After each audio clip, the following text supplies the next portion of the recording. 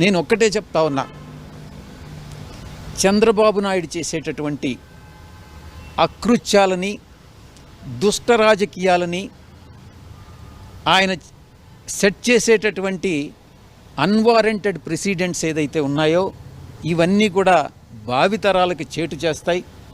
తప్పకుండా నేను ఒకటి చెప్తున్నాను, గతంలో కూడా చెప్పాను, ఈరోజు చెప్తున్నాను, నేనంటూ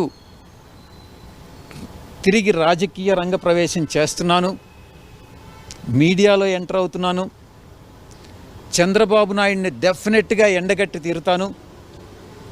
నేను గతంలో పార్లమెంటు ముందు చెప్పినట్లుగా చంద్రబాబు నాయుడు ఇదే రాజకీయాలని, దుష్ట సాంప్రదాయాలని, దుష్ట రాజకీయాలని కానీ కొనసాగిస్తే అధికారంలోకి వచ్చిన తర్వాత తప్పకుండా చంద్రబాబు నాయుడు మీద చర్యలు తీసుకోవడం జరుగుతుంది అని నేను పదే ఒక్కాణించి చెప్తా ఉన్నాను.